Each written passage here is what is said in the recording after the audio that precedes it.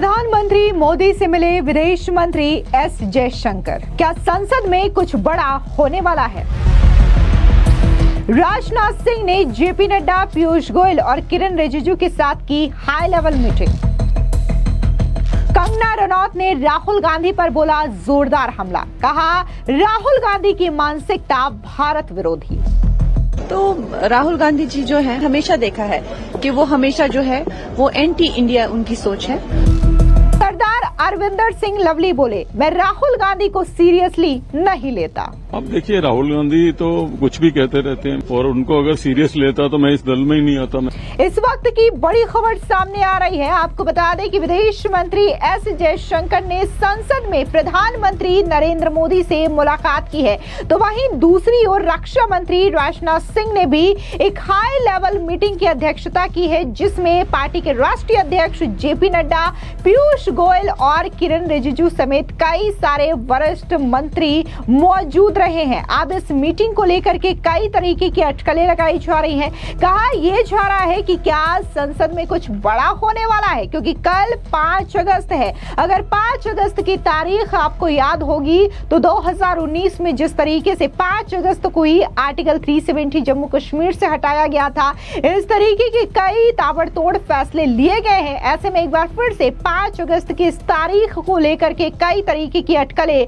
लोग लगा रहे हैं। आपको बता दें कि जहां ये बड़ी मीटिंग सामने आई है, तो वहीं दूसरी ओर रविवार की शाम को ही प्रधानमंत्री नरेंद्र मोदी और गृह मंत्री अमित शाह ने बारी बारी से राष्ट्रपति द्रौपदी मुर्मू से भी मुलाकात की थी। अब जैसे कि पहले तो प्रधानमंत्री मोदी और गृह मंत्री अमित शाह ने राष्ट्रपति से मुलाकात की, उसके बाद विदेश मंत्री एस जयशंकर जो है वो प्रधानमंत्री से मुलाकात करते हैं, तो वहीं दूसरी तरफ जिस तरीके से एक हाई लेवल मीटिंग जो है उसकी अध्यक्षता की जाती है केंद्रीय मंत्री राजनाथ सिंह की ओर से, तो इन तमाम मीटिंग्स को लेकर के जो बड़े बड़े मीटिंग्स हो रहे हैं, इसको लेकर के कई तरीके की अटकलें सोशल मीडिया और राजनीतिक गलियारों में तैरने लगी है। इस बीच आपको बता दें कि जिस तरीके से चाइना वाले मुद्दे को लेकर के सुप्रीम कोर्ट से राहुल गांधी को कड़ी फटकार लगी है, तो इस पूरे मामले को लेकर के बीजेपी राहुल गांधी पर हमलावर हो गई है। इस बीच बीजेपी की सांसद कंगना रनौत ने भी राहुल गांधी पर जोरदार तरीके से निशाना साधा और कहा कि राहुल गांधी हमेशा भारत के खिलाफ ही बातें करते हैं, उनकी मानसिकता भारत विरोधी है। सुनिए बीजेपी की सांसद कंगना रनौत का ये बयान। तो राहुल गांधी जी जो है हमेशा ही भारत के अगेंस्ट, और चाहे वो इकोनॉमी हो, चाहे वो हमारे डिफेंस फोर्सेस हो, चाहे वो हमारी किसी कोई जो दुश्मन देश हैं उनके पक्ष में बोलना हो, हमने हमेशा देखा है कि वो हमेशा जो है वो एंटी इंडिया उनकी सोच है और भारत के अगेंस्ट हमेशा बोलते हैं। तो ये एक बहुत ही वेलकम मूव है बाय द सुप्रीम कोर्ट कि उन्होंने उनको इस तरह की फटकार लगाई है। अब आने वाले समय में भी है और लोगों को भी ध्यान रखना चाहिए कि वो भारत की अस्मिता को, अखंडता को और सबसे ज्यादा तो उनके मनोबल को किसी तरह की ठेस न पहुंचाए। इसके अलावा केंद्रीय संसदीय कार्य मंत्री किरण रिजिजू ने भी राहुल गांधी पर जोरदार अटैक करते हुए कहा कि राहुल गांधी ने बार बार सार्वजनिक रूप से ये कहा कि चाइना ने हमारी जमीन पर कब्जा कर लिया है। वे विपक्ष के नेता है, उन्हें सोच समझ करके ही बोलना चाहिए। सुप्रीम कोर्ट की आज की टिप्पणी बहुत ज्यादा मायने रखती है। इसके बाद उन्हें रक्षा क्षेत्र और हमारे सैनिकों को लेकर के ऐसा नहीं बोलना चाहिए, उन्हें ऐसा कुछ भी नहीं कहना चाहिए जिससे हमारे सैनिकों का मनोबल गिरे। सुनिए क्या कुछ केंद्रीय मंत्री किरण रिजिजू ने कहा। सुप्रीम कोर्ट में जो टिप्पणी की है, मैं उसको बहुत गंभीरता से लेता हूं। बार बार श्रीमान राहुल गांधी जी ने सार्वजनिक रूप से ये कहा कि चाइना ने देश के अंदर में आकर के जमीन कब्जा किया है, जबकि हमारा आर्मी, भारत सरकार, रक्षा मंत्रालय सबने कहा है कि सीमा विवाद है, लेकिन हमारा अंदर में आकर के कोई जमीन कब्जा नहीं किया है। विवाद है, सब मानते हैं, 1962 से पहले से विवाद थे और वहां कभी पेट्रोलिंग करने में एक दूसरे के प्रति थोड़ा सा संघर्ष होता है। आप लोगों ने वीडियो में भी देखा होगा, चाइनीज आर्मी और इंडियन आर्मी के बीच में झड़प भी होता है क्योंकि वो डिमार्केटेड नहीं है। लेकिन 2000 वर्ग किलोमीटर कब्जा कर दिया बिना तर्क कहने से हम लोगों ने तो बार बार राहुल गांधी जी को कहा कि बिना तर्क के देश के खिलाफ बात मत करो, हमारा तो सुनता नहीं वो। इसलिए आज सुप्रीम कोर्ट ने जो फटकार लगाया, अब तो चुप होना चाहिए। हम तो मानते हैं कि हम जिम्मेदारी लोग हैं, राहुल गांधी भी जिम्मेदारी उसमें आते हैं, हम भी जिम्मेदारी का श्रेणी में आते हैं। हम लोग सबको जनता ने चुन के भेजा है, तो हर बात सोच समझ के बोलना चाहिए। मन में जो आए ऐसा कैसे मत बोल सकते हैं। वो भी विपक्ष के नेता है, वो लीडर ऑफ ऑपोजिशन है। एक एक वाक्य सोच के बोलना चाहिए। मेरे राज्य में, मेरे गांव में हर एक इंच हमको मालूम है।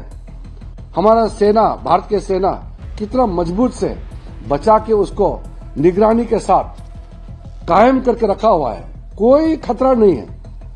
यहां दिल्ली में बैठ करके 2000 किलोमीटर ले गया, कभी लद्दाख कभी अरुणाचल, बिना मतलब का बात करता है। तो मैं मानता हूं कि सुप्रीम कोर्ट ने आज श्रीमान राहुल गांधी जी का ऊपर में जो लगाम लगाया है, ये बहुत ही महत्वपूर्ण है। इसके बाद दुस्साहस नहीं करना चाहिए। हमारे डिफेंस के बारे में, हमारे सैनिकों के बारे में, हमारे देश के जमीन के बारे में इस तरीके से बात नहीं करना चाहिए जिससे हमारा देश के मनोबल को नीचे गिरा देते हैं और हमारा देश के छवि को नुकसान होते हैं। ऐसा काम नहीं करेंगे। मैं मानता हूं कि आज के बाद राहुल गांधी जी भी सुधर जाएंगे और कांग्रेस पार्टी भी सुधर जाना चाहिए। सुप्रीम कोर्ट के टिप्पणी के बाद तो बिल्कुल सुधर जाता। इसके अलावा जब अरविंदर सिंह लवली से यह सवाल किया गया तो उन्होंने कहा कि मैं राहुल गांधी को सीरियस ही नहीं लेता, अगर मैं उन्हें सीरियस लेता तो आज बीजेपी में नहीं होता।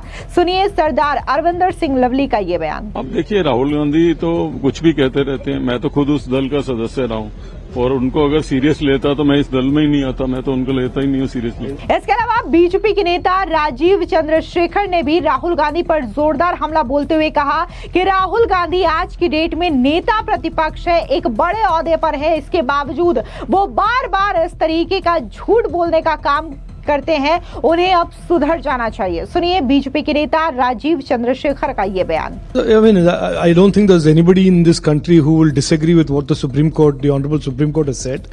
But let us be very clear. Rahul Gandhi has for many years been practicing a politics that is based on lying. He lies through his teeth and he hopes that the lies will somehow mislead people, will provoke people. And famously during Adolf Hitler's time, this Nazi dictator, there was a famous quote that if you say a lie often enough, the people will believe it to be the truth. Rahul Gandhi is obviously following the footsteps of Goebbels, the propaganda minister of Hitler, and he believes that if he lies often enough, people will start believing it.